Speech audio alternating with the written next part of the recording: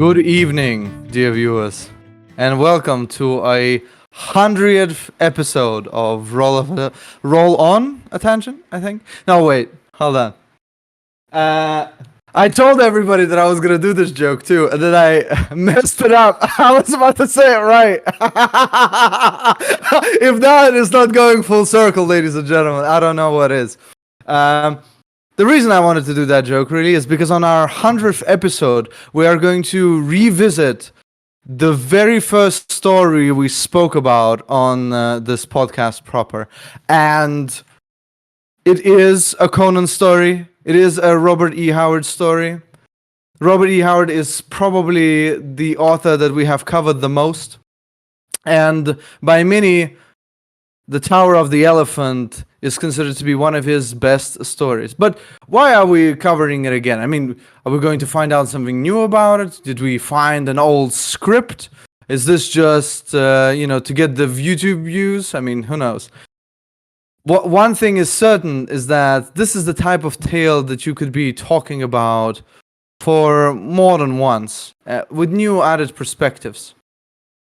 Tonight, we have Anthony Simeon with us, somebody who has joined us after that first episode, a long time after, if truth be told. But Anthony is a fantastic addition to our podcast, and the fact that he wasn't able to talk about one of the many Conan stories that we had on the podcast is just, I think, a disservice to all mankind. So that is another reason why it's a good idea to look at the Tower of the Elephant. But what happens if you didn't read it and you just come here and you clicked on this thing and you didn't even watch the first episode of this here podcast? You know, what is this whole thing about? Conan starts in the best fantasy trope area of any book, in a tavern, and in that tavern he beats people up and learns about the Tower of the Elephant, which has some crazy mystical stuff inside it. And spurred on by this feeling of adventure, he decides to climb the tower and find out the mysteries within. And that's the tale, really. You should really just go read it, honestly. It's one of the best sword and sorcery stories of all time. I'm not even talking about Conan. I truly believe that this is the hallmark of the genre. But yeah, I think I've rambled on enough. This is a time to talk about the Tower of the Elephant, but also maybe a time to reflect, a time to think about this podcast, a time to dream of what's to come. Gentlemen, I open the floor. I think there's so many things to discuss. Well, hey, thanks for having me, guys. Thanks for bringing me on. And, it was, many episodes into your tenure. So I, appreciate meeting all of you, and it's definitely enhanced my appreciation of fiction. And you've gotten me to read old science fiction and fantasy that I never would have probably read. And you've given me new perspectives on Conan. I thought your first episode, I went back and watched the first episode where you talked about Tower of the Elephant originally. And I think, hey, from the very start, you guys were, if I may say, you guys were very insightful. I think you guys were, from the very start, you were dipping into some really cool aspects and changed the how I see the story itself. And just comparing it to, I mean, this is my favorite collection of it, the more recent Del Rey. This is the I've first got two collection books. You got that? Oh, hey, I got two too. We're gonna. It's not a competition. You I swear. sorcerer.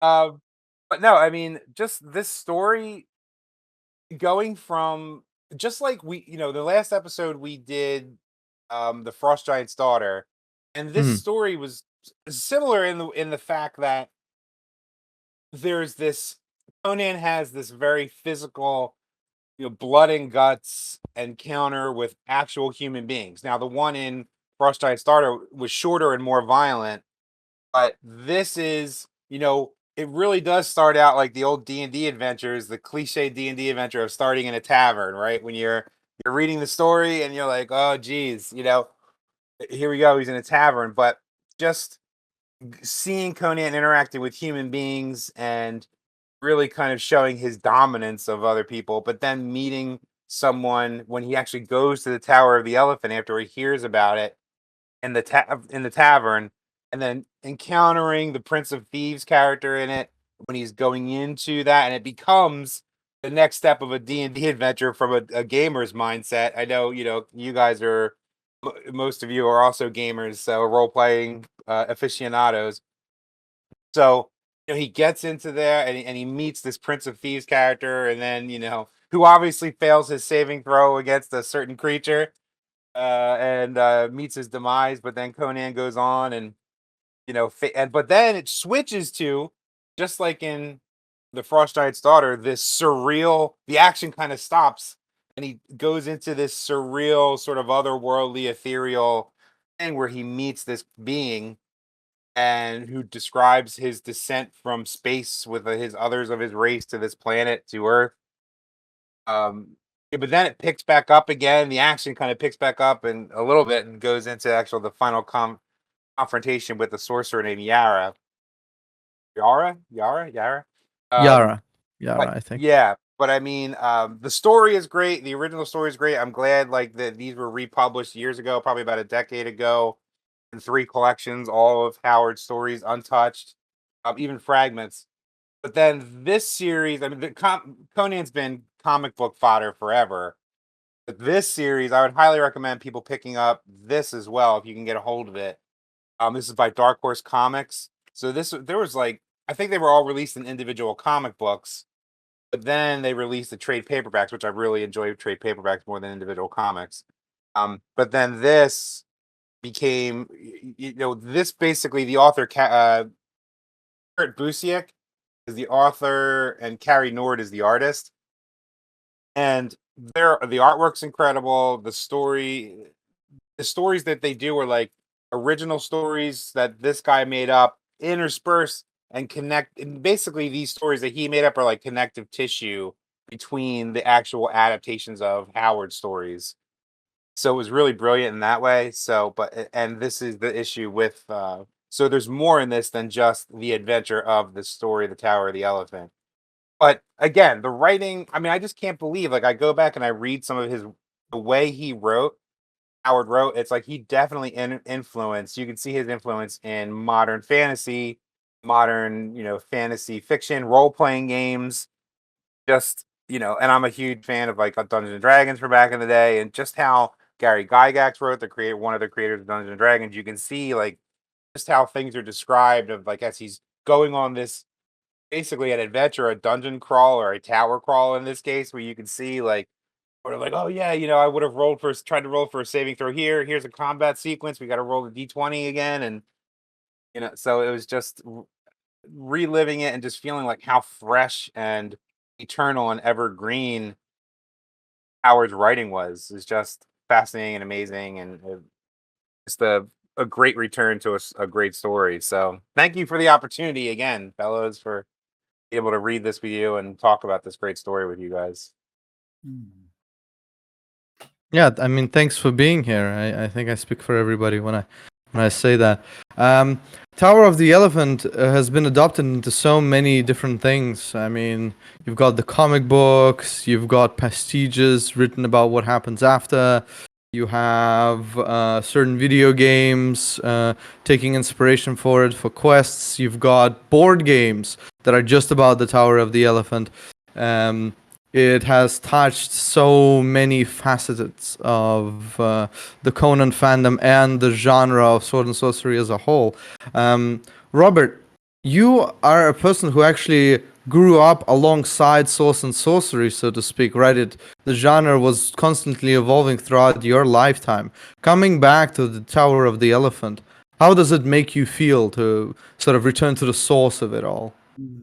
I thought you were going to say I grew up alongside Robert E. Howard, which No. yeah. I wished you did. I wasn't aware of a lot of what was going on, except for Tolkien and if you can call that sword and sorcerer, I suppose it is.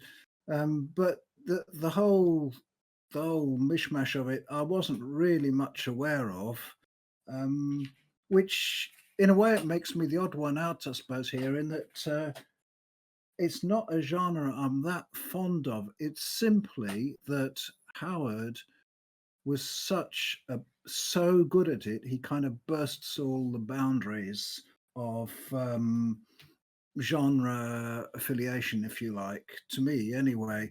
Get somebody else to write the same story with the same ideas and the same character, and to me, it would probably be almost certainly a total flop. Mm. Yeah, my And mother hates fantasy, but I convinced her to both read the Game of Thrones books, the Song of Ice and Fire, and watch the TV show. And because that stuff is written and done so well, at least in the first couple of seasons, she was completely engrossed by it, and it didn't matter that she basically hates fantasy. Please go on, Robert. yeah, let me just lead into an interesting point, I think, by quoting from this story.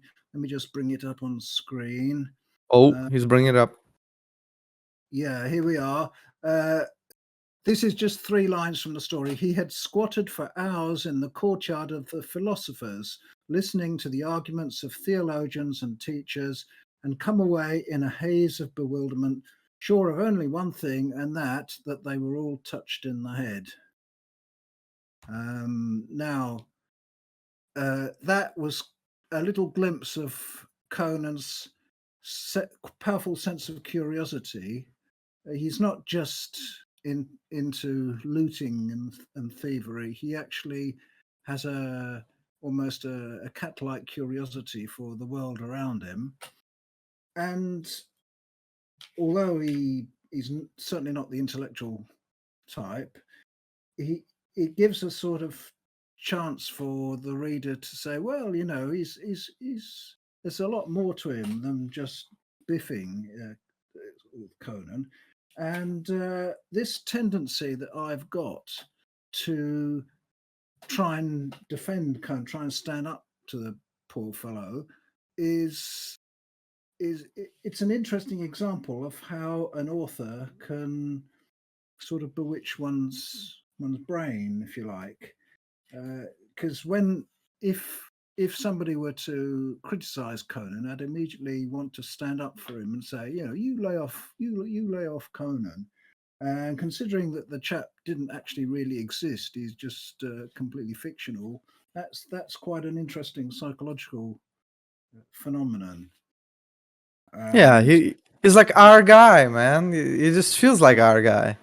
yeah, exactly. But why this should be, I don't pretend to know. It's just that the author work miracles. This author can work miracles.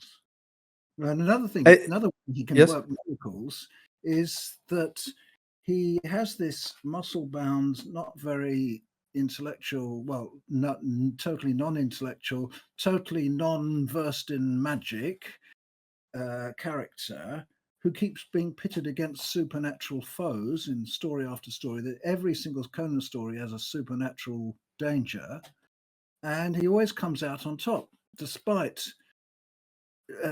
not liking wizardry at all. Now, how is this done?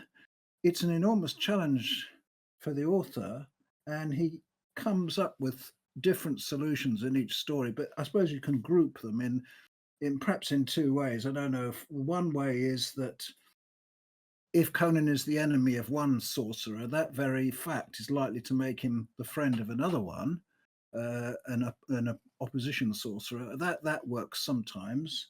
And the other one, which you see in this story, the Tower of the Elephant, is that sorcerers have their weak moments. They can lie stoned in the fumes of the lotus, and therefore, you can get at them during that window of opportunity. But still, it's quite a challenge for an author to manage all these things. Yeah, Yeah, it's interesting that he Howard went really, from Yellow Lotus to Black Lotus. In yeah, this story, it's the Yellow Lotus. Sorry, Yeah. go on, Anthony. he really taps into, maybe part of it, Robert, is he taps into these elemental considerations of man versus nature. So if you see Conan fighting all kinds of lions in this story, he fights lions and overcomes lions. His partner uses guile and poison, but he uses brute strength and a sword. So it's like it's elemental stories of man versus nature, man versus the unknown. If you want to equate sorcery to the unknown, and the fear of that, if that's a metaphor there, maybe for the supernatural is the unknown. It's man versus that. Man versus the unknown. Man versus himself, overcoming your fear of going on these adventures. That's part of the hero's journey, is just rising above and answering the initial call to adventure, right? So it's versus yourself. But I think in those ways, and maybe others that I'm not even thinking of at the moment, that's what resonates across time and keeps these stories timeless. It's these timeless struggles, personified in this mythology of Conan and his stories. So And he makes it harder for himself than it needs to be. I mean, this particular story, he finds chests full of gems in this tower, and he could have just pocketed a lot of the stuff and scarpered out of the tower, but he doesn't. He carries on looking for this heart thing, which he didn't need to do. I mean, I would have just got out while the going was good. So it shows he's got this powerful sense of curiosity and adventure. Not to rob him of his agency, but there is definitely an undertone that our alien, I don't know how else to really call this creature, Yakosha, is somewhat influencing him in a way that he does not fully understand, right? One could interpret the story, of course, that way, but one could also look at it from the perspective of the author is showing us the difference of how this barbarian acts when he is treated fairly and when he is treated unfairly, when he sees an injustice and when he is done an injustice, right? So like in the opening, he interacts with these thieves, the den of scum and villainy, and they don't treat him right, and so he gives them what for. One of them, but anyway. Yeah. One of them, that's right. But everybody else gets the message: back off from the Cimmerian with blue eyes. And then he encounters the thief, the prince of thieves himself, the pudgy man, who I wish lived through the story. Honestly, I wish to have seen him more than once, because he just seems such an boisterous, illustrious character. My goodness, put some pants on. We don't want to see that. Not in the sense that Anthony, you shouldn't show that to us. I mean, that man really should wear some more things. He had a loincloth. Yeah, he's like the guy he's like the guy on the French Riviera wearing a Speedo that shouldn't be, right? Like the guy with the big gut in the Speedo. Yeah. My goodness. I lost my train of thought. Right. And so powerful was the shock of seeing him. Yeah, I mean, I am overwhelmingly aroused at this very moment. That's right. So insofar as the encounter with the Prince of Thieves goes, it also starts with jabbing. It also starts with some sort of a gears being pushed against one another between these two characters. But Conan soon realizes that this boisterous man does not mean him any harm, and his words are just that. Taurus is not trying to make fun of him. Let's put it like that. Sorry. Though. We don't know. That's true, but he never gets to do it. He's dead. And then once Conan again, has respect for that guy, right? Yeah. Conan yeah. respect for that guy. He's like the Prince of Thieves. Oh God, he's kind of impressed and awed by the guy's reputation. So yeah.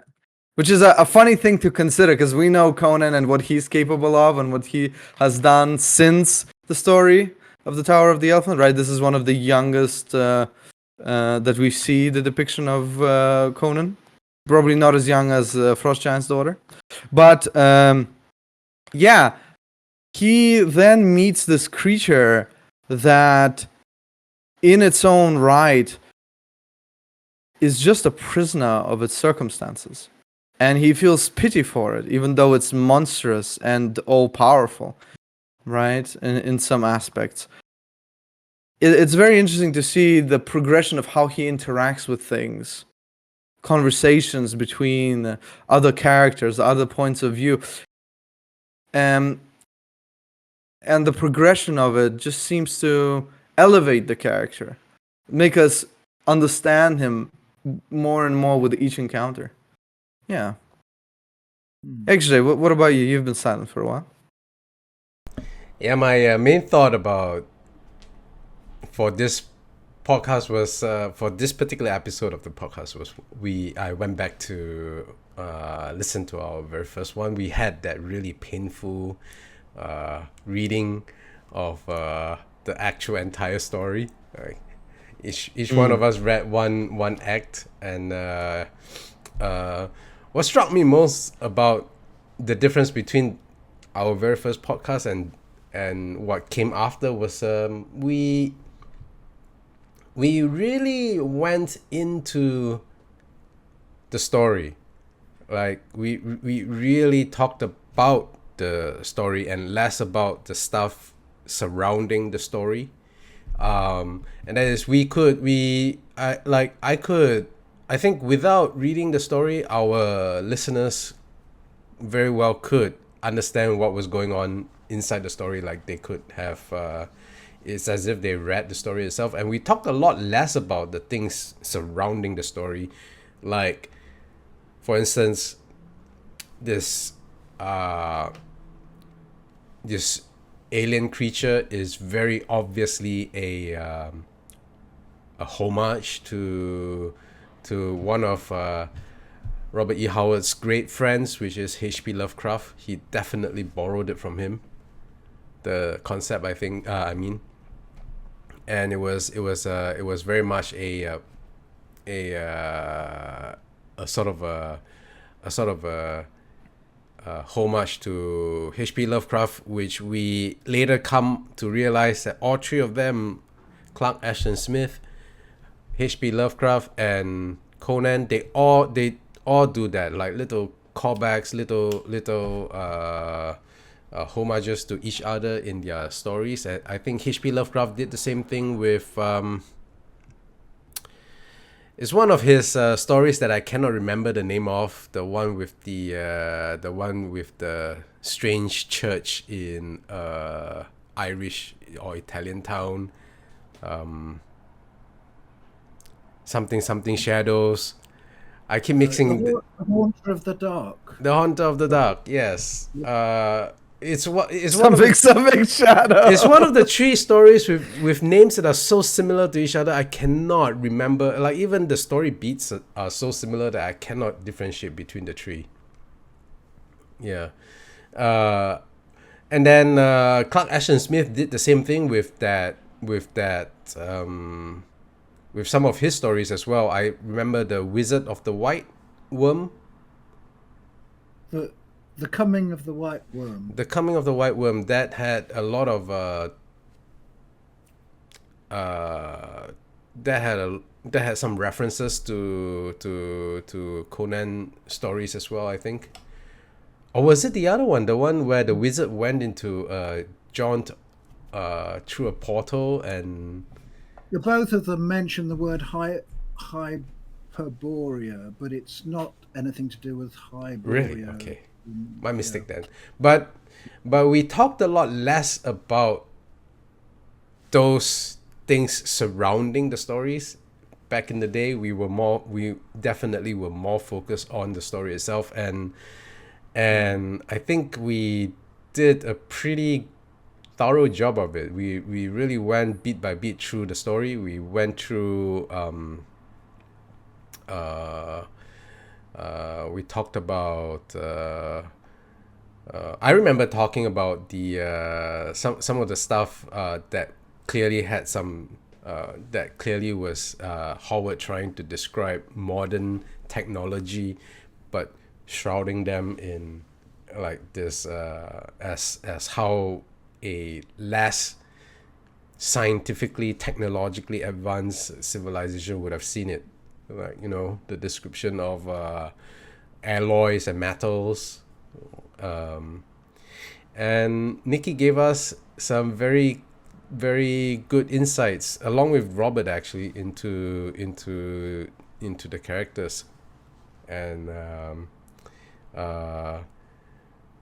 just because Nikki and Robert are more versed in Conan stories, because while I have read Conan stories before we did the podcast, it was not really my main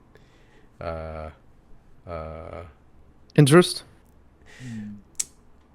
No, like I really like fantasy as a genre, but Conan was one of those that I was a series that I didn't really put a lot of attention to. Like I was much more into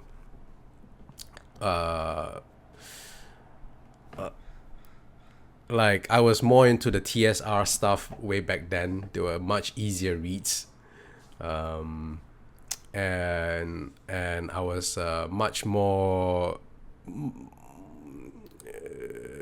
I just happened to be reading more of Michael Moorcock's stories, to be quite honest. Yeah, and the TSR stuff, which is not something that it's a very it's like the TSR stuff way back then was just more, shall we say, accessible than Conan. Like it's like by the time I got into fantasy, I don't know why, but Conan stories were quite hard to find in Singapore. Yeah, like most of the stuff that I would find would be published by TSR and stuff like that. And books back then were expensive. Like the library was the place that I went to read all my fantasy books, and you don't always get stuff in the library that you want to read. They just happen to be there, and then you pick it off and stuff like that. Yeah, I'm like just going through that very first podcast was like, man, things have changed quite a bit since. Yeah, mostly a walk down memory lane for me. It's changed for the good. The better? Just different. I think like over in the episodes that came, I think we definitely focus a little bit more or less on the stories. I think these days, if like if I were to compare the Frost Giant's daughter and which I did, the Frost Giant's daughter and the Tower of the Elephant episode, I think the main difference would be somebody listening to the podcast for the Frost Giant's daughter might not necessarily know how the story went. Like we talked about some stuff, and then we reviewed some stuff, and then and you kind of get the gist of the story, but you would have to actually read the story yourself in order to find out what happened. But I think that's fair enough. I mean, you don't, if you're interested enough to watch the podcast, I think you're likely to have already read the story but just be interested to know what other people think about it. Yeah, for sure, man. And also, like, I think for somebody who might not have known about the story and wanted to check them out on their own, then it's like less of a spoiler for them. But our first podcast was quite in depth into the story itself, into the Tower of the Elephant, and we almost went scene by scene on that podcast, and that is sitting in a different space of its own, which is also fairly good, because if you have already read the story and you want to know more, like maybe about what you might have missed on your first read through, that podcast would have been like an interesting discussion. But yeah, I'm mostly just like listening and then comparing the differences and stuff like that. But hey, Nikki, you have more new insights into the Tower of the Elephant for us? New insights, perhaps not. I mean, overall, I think that podcast the very first one, was a lot more analytical. We all had each of our sections, and we had to think really hard about what we're going to say about the section, because nobody just wanted to do just a retelling of it all. And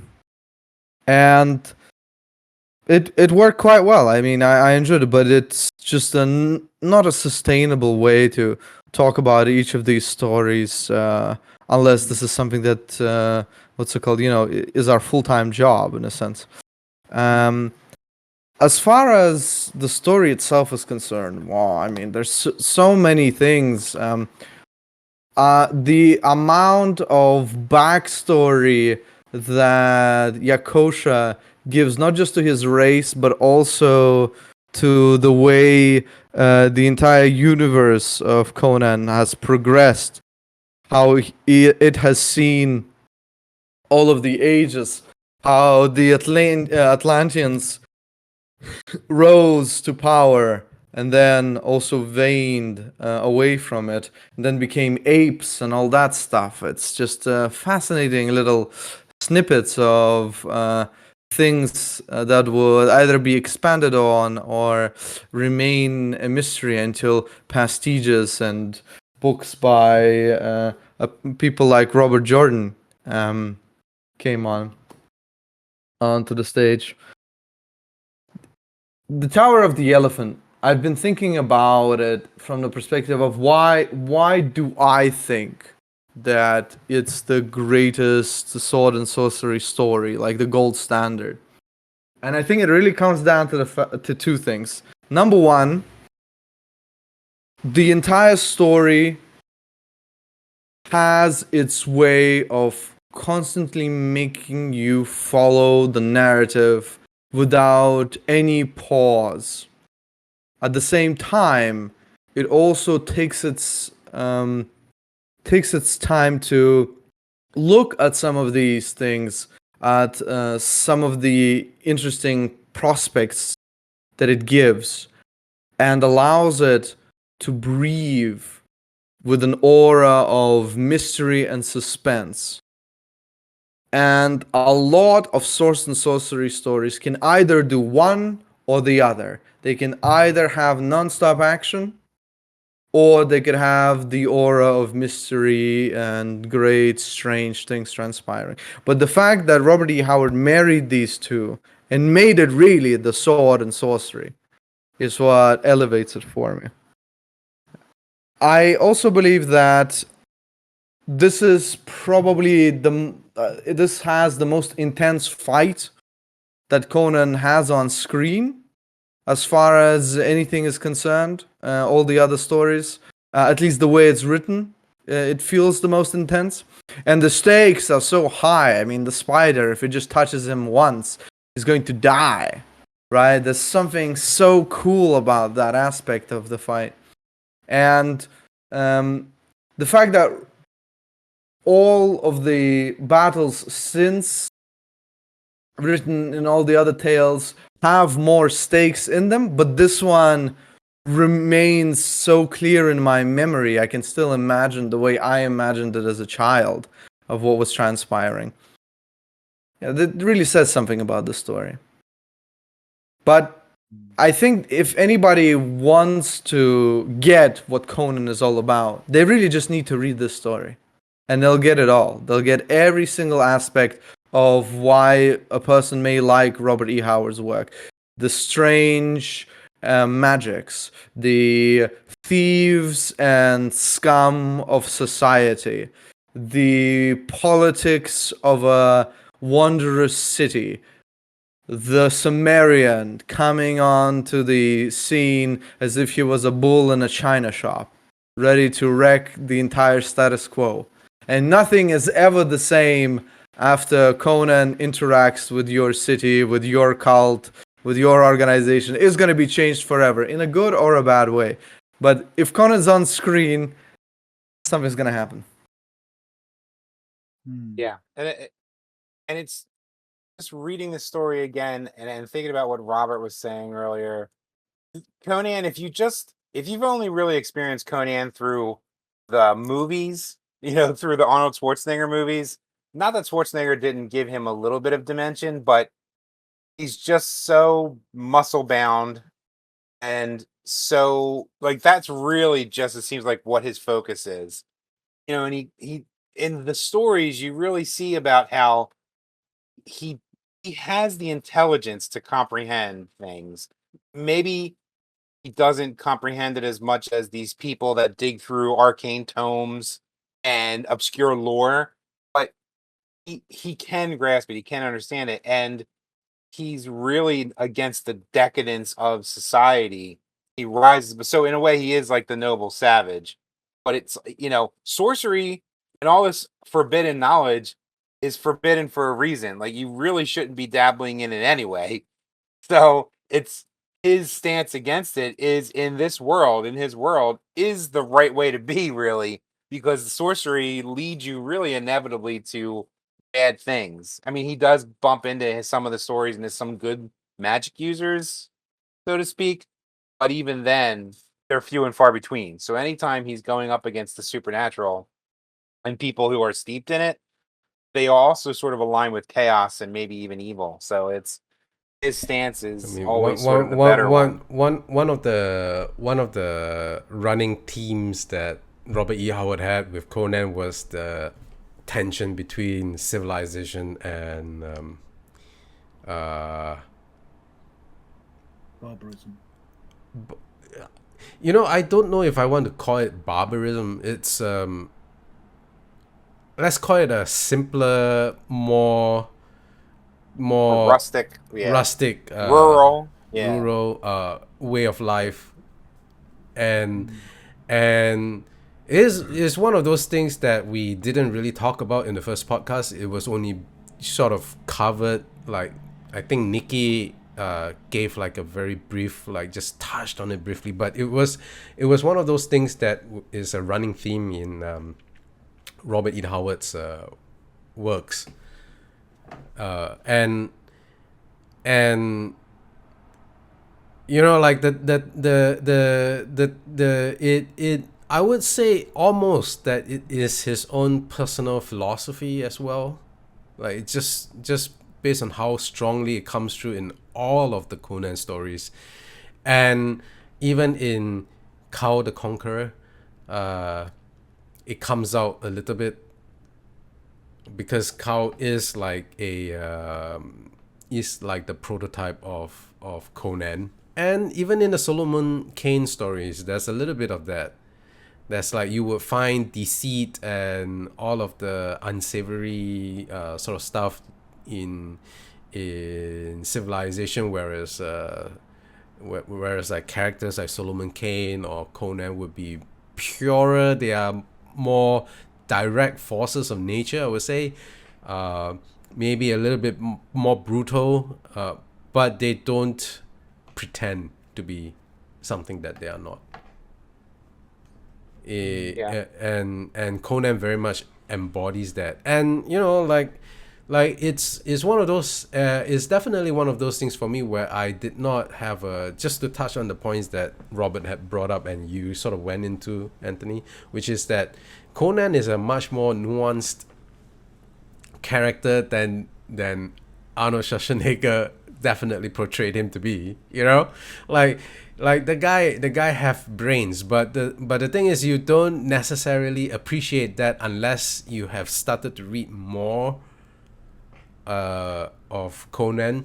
And I would argue that you can't really appreciate Conan fully if you don't read also H.P. Lovecraft and Clark Ashton Smith, because so much of there is a lot that Robert E. Howard borrowed from both his friends. Like it seriously is like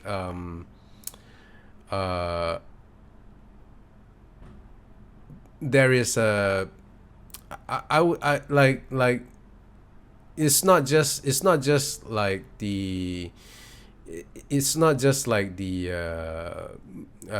fact that they sometimes like do references to each other, but also like in Robert E. Howard's world building, there is definitely some of some of H.P. Lovecraft and some of Clark Ashton Smith in it. Yeah. Unlike the others, Howard unfortunately was no good at inventing names, which is why in all his stories he had to just borrow names from real history. Conan himself his name is some sort of Celtic name, I think. I'm not sure about that, but anyway, it's a real name. It occurs in medieval history for one thing, whereas Clark Ashton Smith invents names like nobody else has done, and Lovecraft is pretty good at it as well, I think. I mean, I wouldn't know about that. I sometimes feel like the way Clark Ashton Smith and H.P. Lovecraft name things as just like randomly throwing letters or something and pulling out. Just took like a whole bunch of cutouts of alphabets and throw it onto the ground and then just like randomly pick things up, and that's how it goes. Well, I mean, Lovecraft can invent something like Cthulhu, whereas Howard, when he's stuck for a monster name, he has to invent something like Yag or Thaug or something like that. It's not really in the same league. I mean, fair enough. But yeah, I've always felt maybe they did, maybe they didn't, but I always felt like Clark Ashton Smith and H.P. Lovecraft had a really interesting way of naming things that almost feels as if it's completely random. Or if I were to name things the way they do, I would have written like a random name generator and then just like hit a button and then something comes up. But yeah, well, I mean, Cthulhu has a nice, very eldritch name sound to it, almost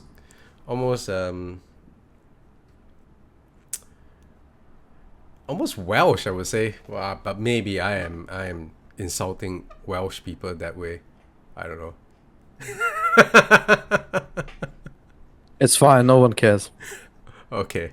Ooh. All right. Well, I mean, back to you guys. Yeah, there is a lot to really consider about Conan as a character.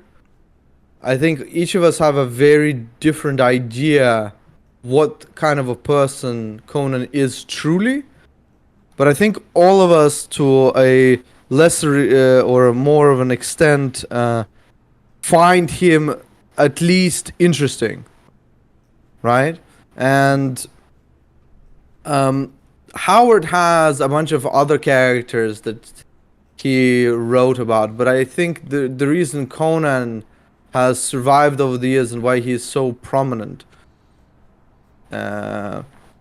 with the popular culture is just that essence of humanity screaming out in the dark, fighting the insurmountable odds and somehow winning.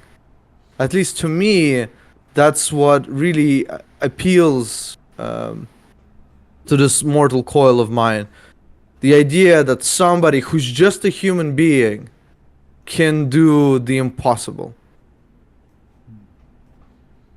What about you guys? Why do you like Conan? I think it's Yeah. it's that plus the settings. The settings are so colourful. Mm. They're So rich in character, yeah. I mean, the Black Lotus does get mentioned, but by Taurus, and he says that the reason he became the Prince of Thieves is because he stole the powder made out of the Black Lotus, which he used to kill an entire pride of lions. So we know that the Black Lotus has many different properties to it, right? The build of all the stuff that Howard wrote in his stories and how he went back and used it. It reminds me of one other author that I respect a lot, Alan Moore. Alan Moore is all about thinking about the continuity of what came before and using it without deleting almost anything. Basically saying everything that happened previously, good or bad in the stories, stuff that worked or stuff that didn't work, it don't matter. I'm gonna use them, right?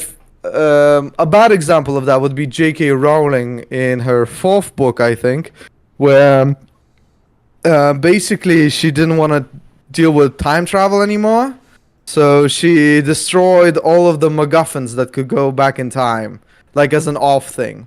And I understand why she did it. I'm not criticizing J.K. Rowling, the multi-million success, and saying that I could somehow do better.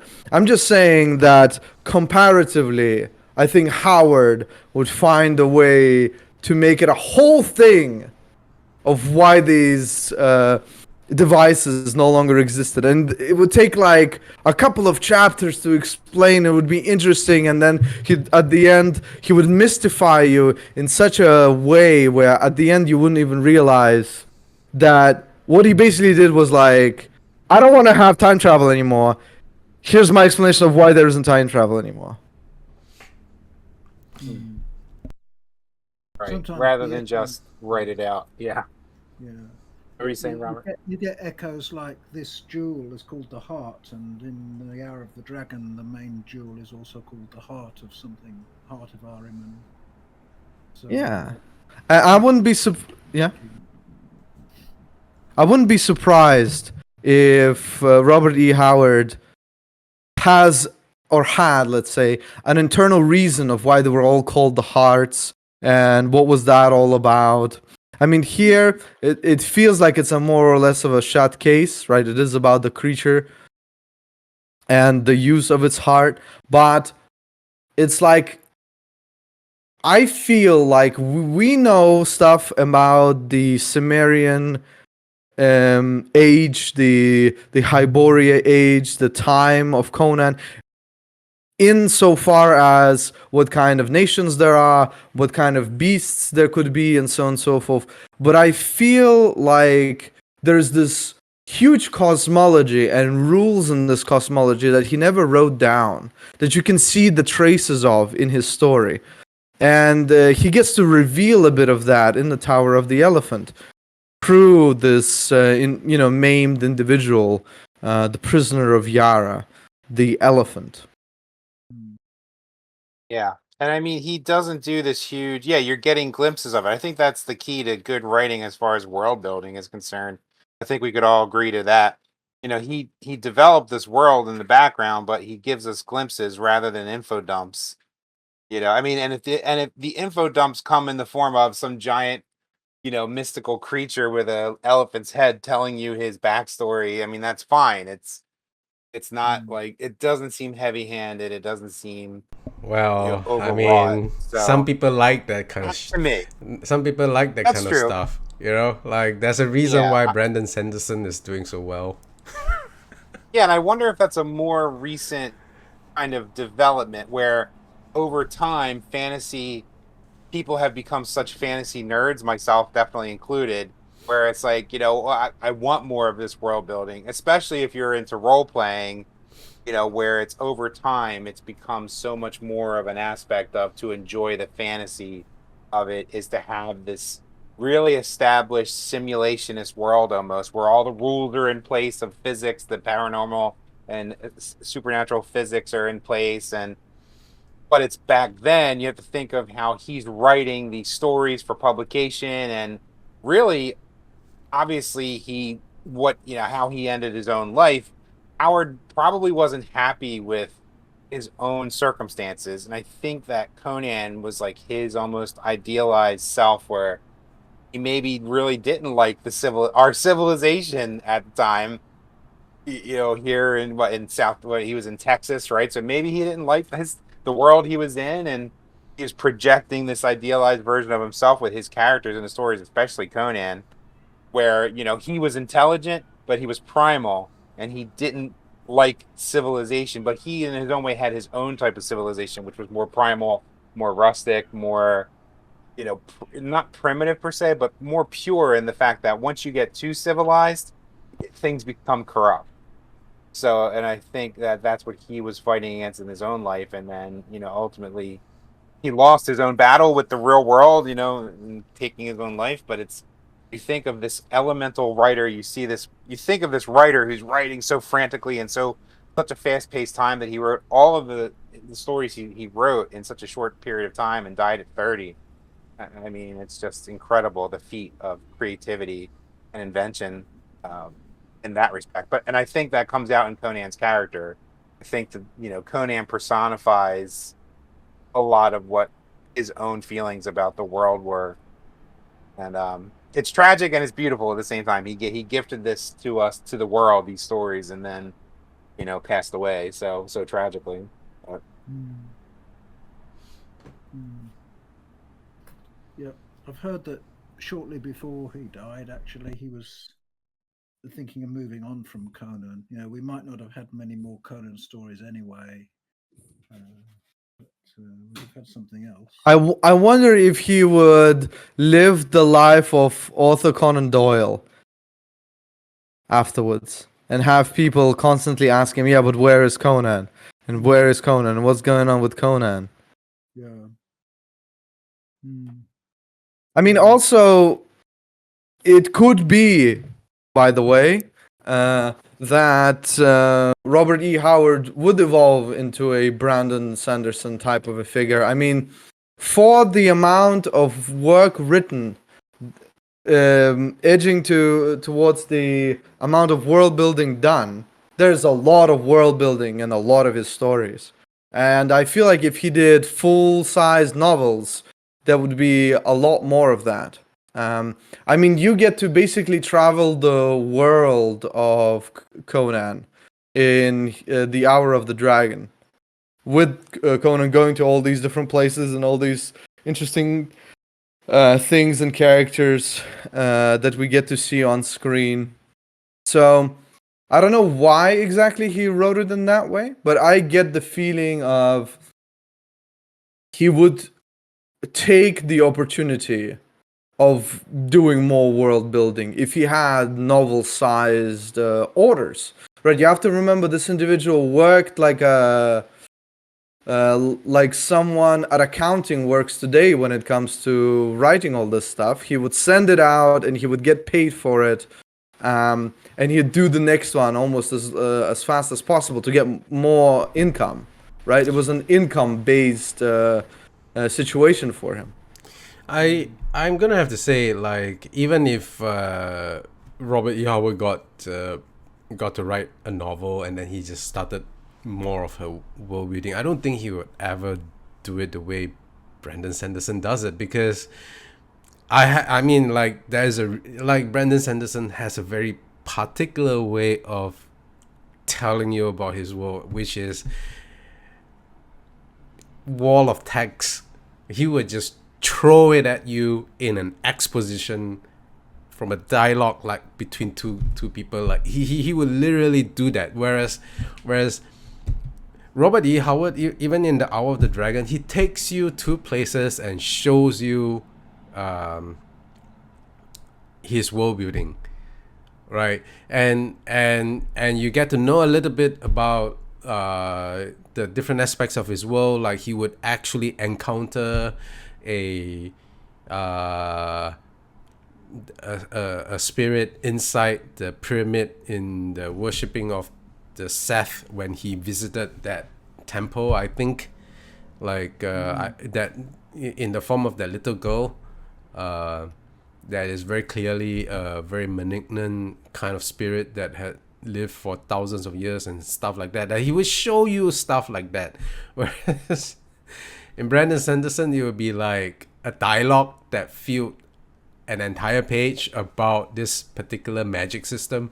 And I remember getting like a very thorough understanding of, for instance, like the very first set of books I read from Brandon Sanderson was the Miss Bond, and I have a very thorough understanding of the way magic work in Miss Bond, but I don't remember any of the characters in it at all. Yeah, same here.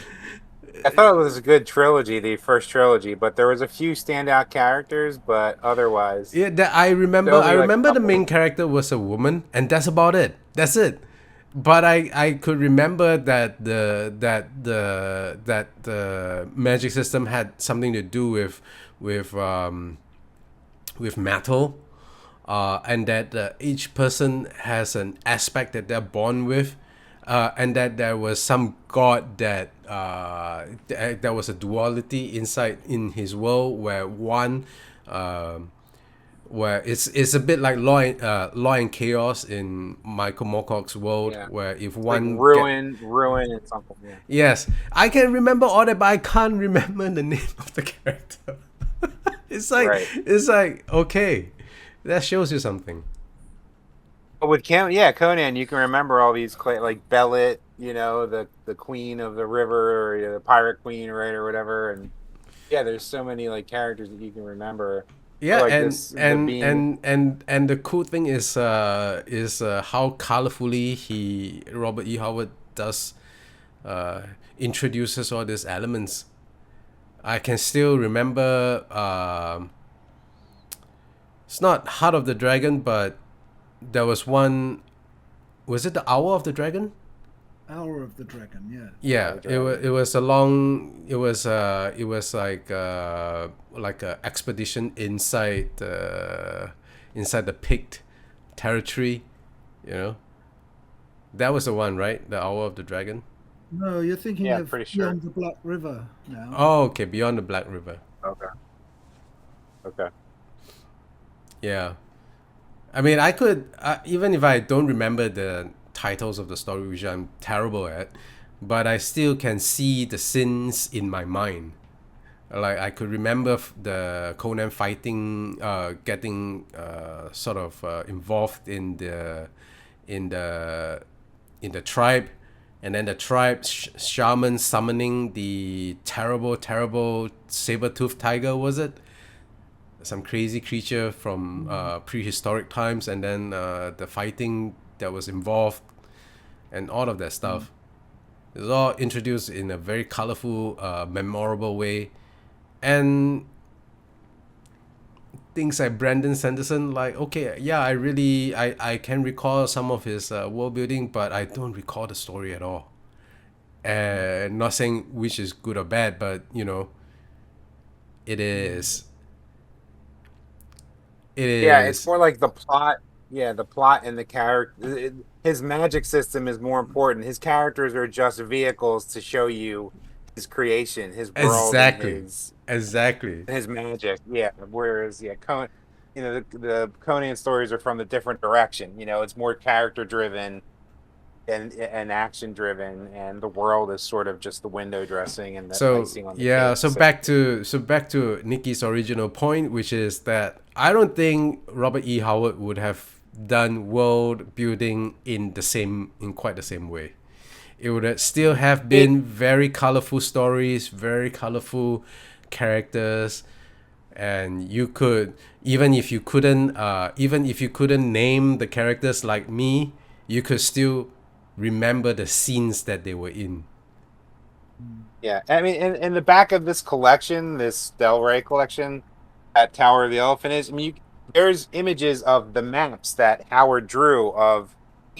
He took an overlay of. Well, he drew a map of Europe, and then he overlaid in dotted lines, how it looked in the Hyborian Age. So he had drawn out at least a map, and I think there's some essays in here or his writings of, how the ancient cultures mapped to current day cultures. I think he wrote that all out too in his own notes.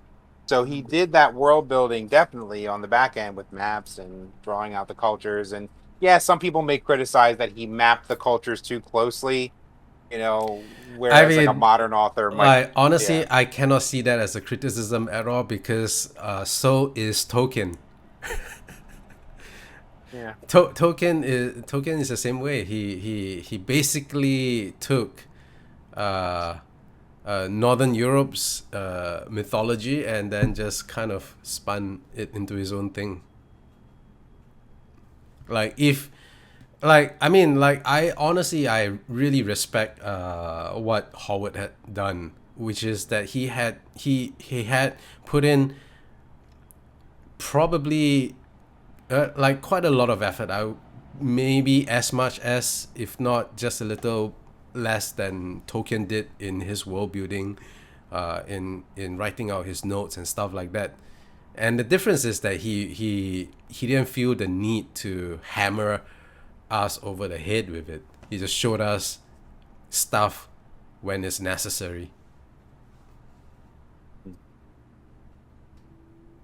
He didn't go quite as far as to create his own language, but hey. I don't think he could have. He was not a linguist, no. But I think if he really wanted to, He might. I mean, he probably might have been able to. Yeah. I mean, he is a very exceptional writer. Can't take that away from him. I think one of the things that I was very surprised by when I reread the Conan stories as an adult was actually just how much polish there is in his writing, except for that very one unfortunate Island of the Black Ones. That All was of the black. yeah, Pool of the Black One. the Pool of the Black you Ones. got all of the story names for everything wrong today. I'm actually. terrible at story titles, but yeah. I mean, You're like despite Conan despite all of that, I could still remember the scenes in that story. That's right. Yes. I can remember the captain and how Conan usurped his ship. I can remember I can remember him, the Black Ones, tossing captured sailors into the pool and then them turning into glass. I can remember how Conan upset the plans of the Black Ones and caused an eruption of the pool that encased those Black Ones in glass. And I think like the fact that I can't remember any of the names properly, but I could still recount the scenes, just goes to show just how good a writer Robert E. Howard really is, and how good he is at painting a scene, at depicting scenes and telling stories. Yep, sure, absolutely. Good at starting them in taverns as well. Yeah. Well, that's the thing. I mean, he's got to spend that money. You know, that's the thing with Conan. Like he had Titanic mirth and Titanic, depression, and both things you need to kind of like go carouse away. You have to carouse away your mirth and your depression, right? So Honestly, very moody, but honestly, the tavern thing wouldn't even have became a thing if I hadn't gotten that feedback from that magazine. yeah, right. So I mean, there's a role playing game that was kickstarted a little while ago that I got, and I've been running games in, called Shadow Dark, and it's sort of like kind of conglomerates a lot of old school sensibilities and new school mechanics from like D&D 5e, but there's a whole mechanic for carousing where it's like, the whole party What? has to pool their money. So you pool your gold, and that gives you bonuses you roll a dice, and you see like how much XP you get. You get XP from carousing, and the results might be like you gain 4 XP, but you piss off the captain of the local guard, and he boots you out of the city and you're not allowed back in ever. Like, so it's like that's funny. amazing, and yeah, so it's like you get XP from getting traditionally like you would in a D&D style game. You get it from gold and treasure you collect, but then you can spend that and in a carousing roll, and like, a nobleman at the end of the part, you might have a party for a week and a nobleman owes you a favor at the end of it. Sometimes it's a good thing, sometimes it's a bad thing. But it's like I love how they built that into, and I think of like Conan doing that. He goes on these adventures, he survives like the Tower of the Elephant or something. Maybe he walks with a few gems or something, or a few gold pieces. He spends them on wine and women and company, and then he's broke again. But has more experience for all of that, and he becomes a better, fighter and etc. So yeah, those taverns are important. They give you experience. There aren't any women in Tower of the Elephant, actually, which is No, there's not. Yeah, not in that particular story. I'm Wonderful. just saying in general. Yeah. Conan's story. Yeah. But I imagine him leaving the tower after the end of the story. I kind of extended it forward. It was like he probably goes back to the tavern again. Like I need a drink after all these mind blowing I revelations. mean, I universe. think it's very interesting that every Conan story I've read starts out with him either having lost everything or in the process of losing everything. Yeah, he's always down on his lows when we meet him. I mean, Rogue's in the house. He's literally in prison. He's about to be executed, and then something happens to propone him. Or in Beyond the Black River, he is working as a mercenary, and that's kind of coming up to an end because he and the government around the area is realizing that they are going to lose that area, that piece of land. Or in the Hour of the Dragon, He literally uh, lost his kingdom, li- didn't he? exactly, yes. He's the king of Aquilonia, and then he's not. So I think Robert E. Howard has a thing for underdogs, and he's gonna make Conan the Barbarian the underdog, no matter what kind of shenanigans have happened last time. He's still gonna be the underdog in some way, shape, or form. Well, it's And a that demand and of in the- Phoenix. Yeah, in What Phoenix did you want to on say, the Robert? sword. I'd say Robert. I was just saying it's a demand of the plot that should be. You can't have the overdog. Can you? As the I disagree. I disagree, but let Hey, sometimes it's Anthony. fun. Sometimes it's fun to have the character of the story ruffle stomp over everything, right? Yeah. I mean, yeah. But I mean, Look, yes, yes, in Anthony. What did Phoenix you on want the to say? Sword, though, in Phoenix on the Sword, the first story where he's king, he's kind of lamenting and missing when he was like this broke wanderer, right? So he reaches the pinnacle where he's probably money is no object to him anymore. He's a king, right? I mean, I think the kingdom's like not in the great. I mean, maybe he might not be totally financially great in the kingdom when he's king. I can't remember the details in the story, but he's like lamenting when he, didn't have the burden of being king and was out wandering as a broke adventurer. So it's even then, even when you get the plenty and the financial independence, you're like, oh, I miss when I was a wandering sword, for hire.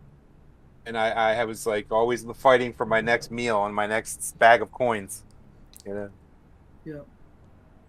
That comes out in Hour of the Dragon, in that he gets to quite enjoy the fact that he's been pushed off his throne. To some extent, anyway. Yeah. Complex Well. character. Yes, Conan is not at all how Arnold Schwarzenegger portrayed him to be. What a slender! What a slender!